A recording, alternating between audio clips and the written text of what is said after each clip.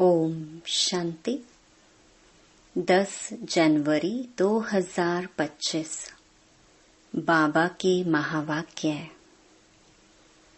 मीठे बच्चे, बाप तुम्हें ज्ञान योग की खुराक खिलाकर जबरदस्त खातिरी करते हैं, तो सदैव खुश मौज में रहो और श्रीमत अनुसार सबकी खातिरी करते चलो।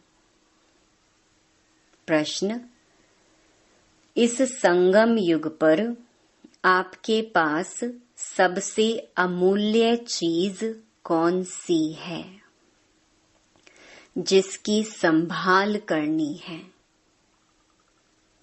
उत्तर: इस सर्वोत्तम ब्राह्मण कुल में आपकी यह जीवन बहुत अमूल्य है।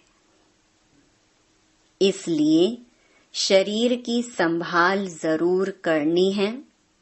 ऐसे नहीं, यह तो मिट्टी का पुतला है, कहाँ यह खलास हो जाए।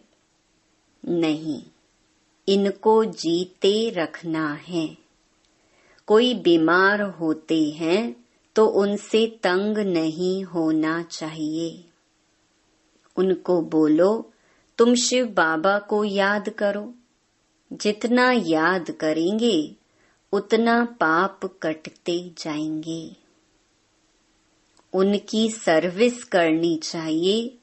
जीता रहे, शिव बाबा को याद करता रहे। ओम शांति। ज्ञान का तीसरा नेत्र देने वाला रूहानी बाप बैठ रूहानी बच्चों को समझाते हैं। ज्ञान का तीसरा नेत्र सिवाय बाप के और कोई दे नहीं सकता। अभी तुम बच्चों को ज्ञान का तीसरा नेत्र मिला है। अभी तुम बच्चे जानते हो कि यह पुरानी दुनिया बदलने वाली है। बेचारे मनुष्य नहीं जानते कि कौन बदलाने वाला है और कैसे बदलाते हैं, क्योंकि उन्हों को ज्ञान का तीसरा नेत्र ही नहीं है। तुम बच्चों को अभी ज्ञान का तीसरा नेत्र मिला है, जिससे तुम सृष्टि के आदि मध्य अंत को जान गए हो। यह है ज्ञान की स्क्रीन। स्क्रीन की एक बूंद भी कितनी मीठी होती है। ज्ञान का एक ही अक्षर है, मन मना भव। यह अक्षर कितना मीठा है। अपने को आत्मा समझ बाप को याद करो।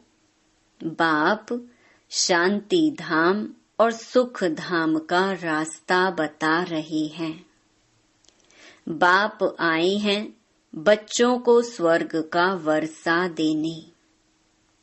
तो बच्चों को कितनी खुशी रहनी चाहिए। कहते भी हैं, खुशी जैसी खुराक नहीं। जो सदैव खुश मौज में रहते हैं, उनके लिए यह जैसे खुराक होती है। 21 जन्म मौज में रहने की यह जबरदस्त खुराक है। यह खुराक सदैव एक दो को खिलाते रहो। यह है एक दो की जबरदस्त खातिरी। ऐसी खातिरी और कोई मनुष्य की कर ना सके। तुम बच्चे श्रीमत पर सभी की रूहानी खातिरी करते हो।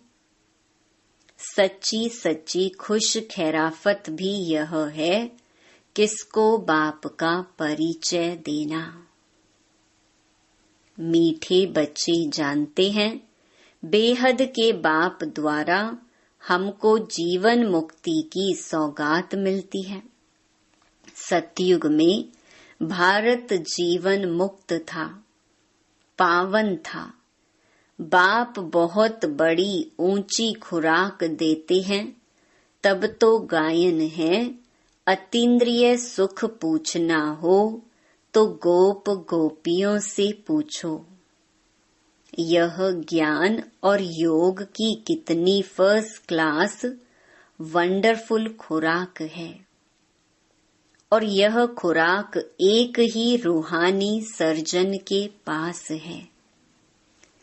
और किसको इस खुराक का मालूम ही नहीं है। बाप कहते हैं, मीठे बच्चों, तुम्हारे लिए तेरी माना हथेली पर सौगात ले आया हूँ। मुक्ति, जीवन मुक्ति की यह सौगात मेरे पास ही रहती है। कल्प कल्प मैं ही आकर तुमको यह सौगात देता हूँ, फिर रावण छीन लेता है। तो अभी तुम बच्चों को कितना खुशी का पारा चढ़ा रहना चाहिए। तुम जानते हो हमारा एक ही बाप, टीचर और सच्चा सच्चा सतगुरु है, जो हमको साथ ले जाते हैं। मोस्ट बिलवेड बाप से विश्व की बादशाही मिलती है। यह कम बात है क्या? बच्चों को सदैव हर्षित रहना चाहिए। Godly student life is the best. यह अभी का ही गायन है ना। फिर नई दुनिया में तुम सदैव खुशियां मनाते रहेंगे। दुनिया नहीं जानती कि सच्ची सच्ची खुशियां कब मनाई जाएंगी। मनुष्यों को तो सतयुग का ज्ञान ही नहीं है, तो यहाँ ही मनाते रहते हैं। परंतु इस पुरानी तमो प्रधान दुनिया में खुशी कहाँ से आई? यहाँ तो त्राही त्राही करते रहते हैं। कितना दुख की दुनिया है। बाप तुम बच्चों को कितना सहज रास्ता बताते हैं। गृहस्थ व्यवहार में रहते कमल फूल समान रहो। धंधा धोरी आदि करते भी मुझे याद करते रहो। जैसे आशिक और माशूक होते हैं, वह तो एक दो को याद करते रहते हैं। वह उनका आशिक, वह उनका माशूक होता है। यहाँ यह बात नहीं है। यहाँ तो तुम सभी एक माशूक के जन्म जन्मांतर से आशिक रहे हो। बाप तुम्हारा कभी आशिक नहीं बनता। तुम उस माशूक को आने लिए याद करते आए हो। जब दुख जास्ती होता है तो जास्ती सुमिरन करते हैं। तब तो गायन भी है, दुख में सुमिरन सब करें, सुख में करे न कोई।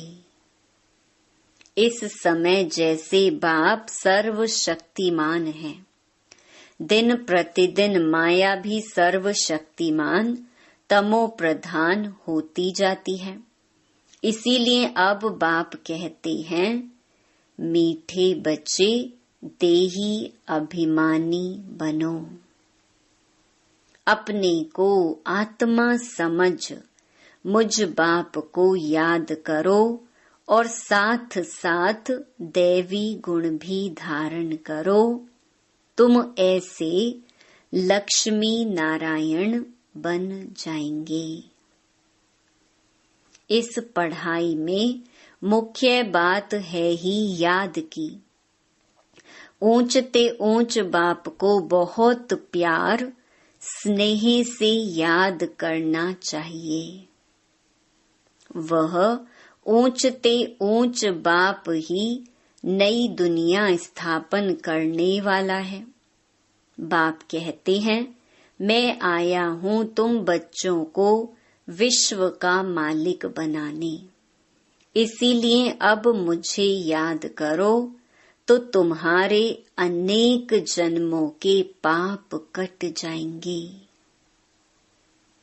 पतित पावन बाप कहते हैं, तुम बहुत पतित बन गए हो, इसलिए अब तुम मुझे याद करो तो तुम पावन बन और पावन दुनिया का मालिक बन जाएंगे। पतित पावन बाप को ही बुलाते हैं ना। अब बाप आए हैं तो जरूर पावन बनना पड़े। बाप दुख हरता सुख करता है। बरोबर सतयुग में पावन दुनिया थी तो सभी सुखी ही थे। अब बाप फिर से कहते हैं, बच्चे शांति धाम और सुख धाम को याद करते रहो। अभी है संगम युग, खिवैया तुमको इस पार से उस पार ले जाते हैं। नैया कोई एक नहीं, सारी दुनिया जैसे एक बड़ा जहाज है, उनको पार ले जाते हैं। तुम मीठे बच्चों को कितनी खुशियां होनी चाहिए। तुम्हारे लिए तो सदैव खुशी ही खुशी है। बेहद का बाप हमको पढ़ा रहे हैं। वाह, यह तो कभी भी न सुना न पढ़ा। भगवान वाच, मैं तुम रूहानी बच्चों को राजयोग सिखा रहा हूँ, तो पूरी रीति सीखना चाहिए, धारणा करनी चाहिए, पूरी रीति पढ़ना चाहिए। पढ़ाई में नंबरवार तो सदैव होते ही हैं। अपने को देखना चाहिए, मैं उत्तम हूँ, मध्यम हूँ व कनिष्ठ हूँ। बाप कहते हैं, अपने को देखो, मैं ऊंच पद पाने के लायक हूँ, रूहानी सर्विस करता हूँ। क्योंकि बाप कहते हैं, बच्चे सर्विसेबल बनो, फॉलो करो। मैं आया ही हूँ सर्विस के लिए, रोज सर्विस करता हूँ, इसलिए ही तो यह रथ लिया है। इनका रथ बीमार पड़ जाता है तो मैं इनमें बैठ मुरली लिखता हूँ। मुख से तो बोल नहीं सकते तो मैं लिख देता हूँ, ताकि बच्चों के लिए मुरली मिस ना हो, तो मैं भी सर्विस पर हूँ ना। यह है रूहानी सर्विस। तो तुम बच्चे भी बाप की सर्विस में लग जाओ। On God fatherly service. जो अच्छा पुरुषार्थ करते हैं, अच्छी सर्विस करते हैं, उनको महावीर कहा जाता है। देखा जाता है कौन महावीर हैं, जो बाबा के डायरेक्शन पर चलते हैं। बाप का फरमान है, अपने को आत्मा समझ भाई भाई देखो। इस शरीर को भूल जाओ। बाबा भी शरीर को नहीं देखते हैं। बाप कहते हैं, मैं आत्माओं को देखता हूँ। बाकी यह तो ज्ञान है कि आत्मा शरीर बिगर बोल नहीं सकती। मैं भी इस शरीर में आया हूँ, लोन लिया हुआ है। शरीर साथ ही आत्मा पढ़ सकती है। बाबा की बैठक यहाँ भ्रकुटी में है। यह है अकाल तख्त। आत्मा अकाल मूर्त है। आत्मा कब छोटी बड़ी नहीं होती है, शरीर छोटा बड़ा होता है। जो भी आत्माएं हैं, उन सभी का तख्त यह भ्रकुटी है। शरीर तो सभी के भिन्न भिन्न होते हैं। किसका अकाल तख्त पुरुष का है, किसका अकाल तख्त स्त्री का है, किसका अकाल तख्त बच्चे का है। बाप बैठ बच्चों को रूहानी ड्रिल सिखलाते हैं। जब कोई से बात करो तो पहले अपने को आत्मा समझो।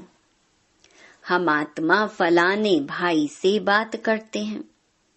बाप का पैगाम देते हैं कि शिव बाबा को याद करो।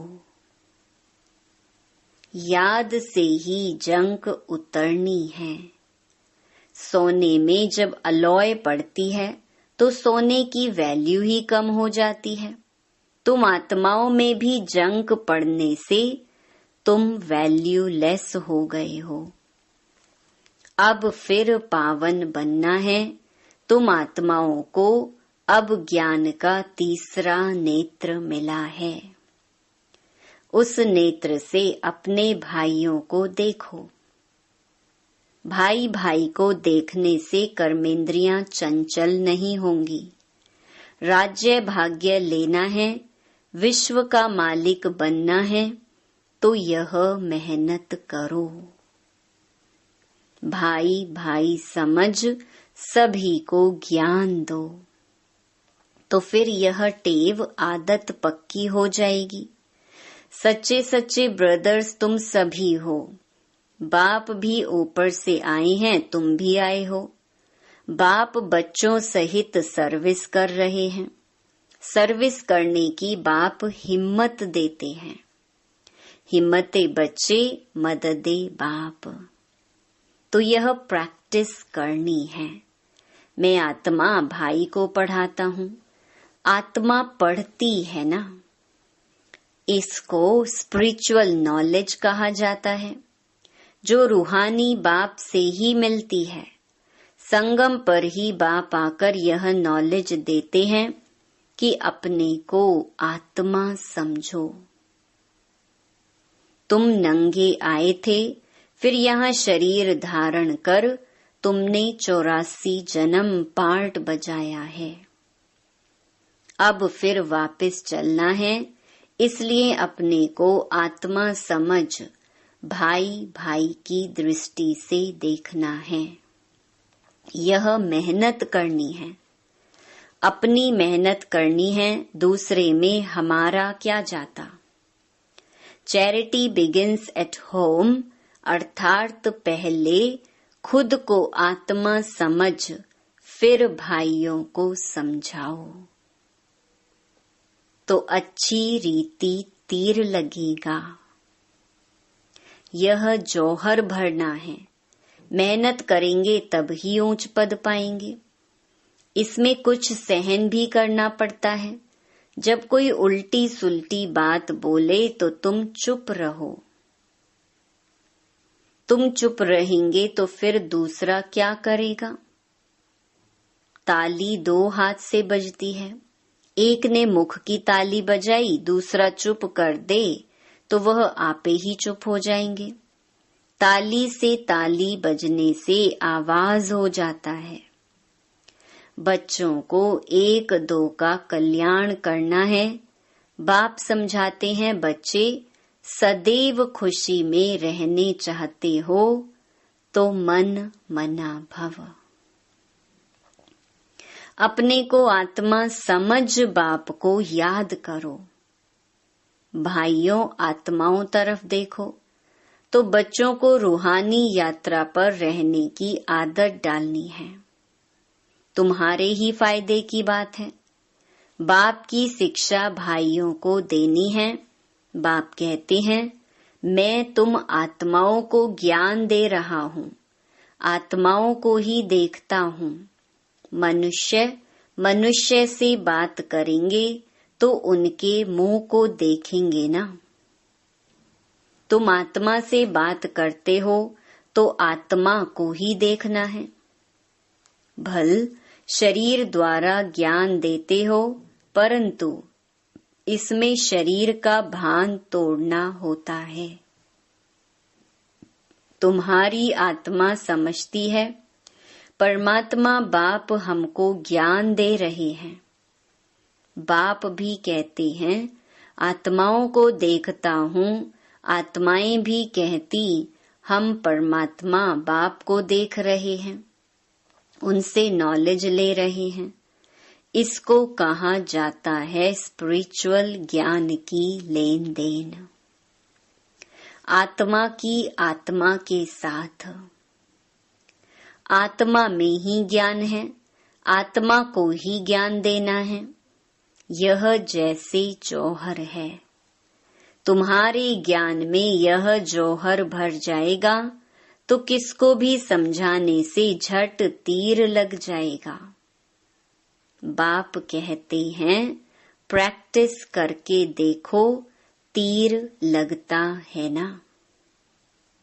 यह नई टेव डालनी है तो फिर शरीर का भान निकल जाएगा। माया के तूफान कम आएंगे, बुरे संकल्प नहीं आएंगे, क्रिमिनल आई भी नहीं रहेगी। हम आत्मा ने 84 का चक्कर लगाया, अब नाटक पूरा होता है। अब बाबा की याद में रहना है। याद से ही तमो प्रधान से सतो प्रधान बन, सतो प्रधान दुनिया के मालिक बन जाएंगे। कितना सहज है। बाप जानते हैं बच्चों को यह शिक्षा देना भी मेरा पार्ट ही है। कोई नई बात नहीं। हर 5000 वर्ष बाद हमको आना होता है। मैं बंधायमान हूँ। बच्चों को बैठ समझाता हूँ, मीठे बच्चे, रूहानी याद की यात्रा में रहो तो अंत मते सो गति हो जाएगी। यह अंत काल है ना। मामेकम याद करो तो तुम्हारी सद्गति हो जाएगी। याद की यात्रा से पाया मजबूत हो जाएगा। यह देही अभिमानी बनने की शिक्षा एक ही बार तुम बच्चों को मिलती है। कितना वंडरफुल ज्ञान है। बाबा वंडरफुल है तो बाबा का ज्ञान भी वंडरफुल है। कब कोई बता न सके। अभी वापस चलना है, इसलिए बाप कहते हैं मीठे बच्चों यह प्रैक्टिस करो। अपने को आत्मा समझ आत्मा को ज्ञान दो। तीसरे नेत्र से भाई भाई को देखना है। यह बड़ी मेहनत है। यह है तुम ब्राह्मणों का सर्वोत्तम ऊंच ते ऊंच कुल। इस समय तुम्हारा जीवन अमूल्य है, इसलिए इस शरीर की भी संभाल करनी है। तमो प्रधान होने कारण शरीर की आयु भी कम होती गई है। अब तुम जितना योग में रहेंगे उतना आयु बढ़ेगी। तुम्हारी आयु बढ़ते बढ़ते 150 वर्ष हो जाएगी सतयुग में। इसीलिए शरीर की भी संभाल करनी है। ऐसे नहीं यह तो मिट्टी का पुतला है, कहाँ यह खलास हो जाए। नहीं, इनको जीते रखना है। यह अमूल्य जीवन है ना। कोई बीमार होते हैं तो उनसे तंग नहीं होना चाहिए। उनको भी बोलो शिव बाबा को याद करो। जितना याद करेंगे उतना उनके पाप कटते जाएंगे। उनकी सर्विस करनी चाहिए। जीता रहे, शिव बाबा को याद करता रहे।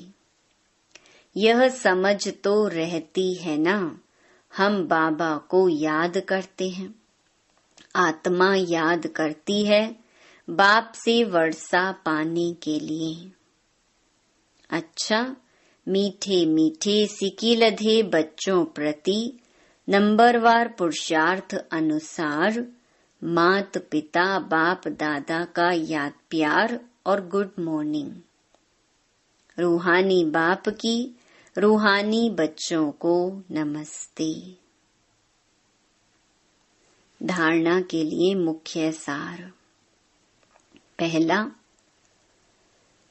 अपने को देखो, मैं पुरुषार्थ में उत्तम हूँ, मध्यम हूँ या कनिष्ठ हूँ। मैं ऊंच पद पाने के लायक हूँ। मैं रूहानी सर्विस करता हूँ। दूसरा, तीसरे नेत्र से आत्मा भाई को देखो, भाई भाई समझ सभी को ज्ञान दो। आत्मिक स्थिति में रहने की आदत डालो तो कर्मेंद्रियां चंचल नहीं होंगी।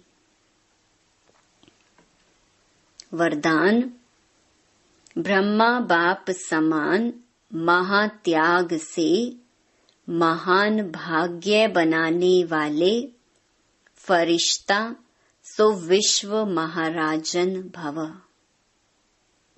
फरिश्ता सो विश्व महाराजन बनने का वरदान उन्हीं बच्चों को प्राप्त होता है जो ब्रह्मा बाप के हर कर्म रूपी कदम के पीछे कदम उठाने वाले हैं,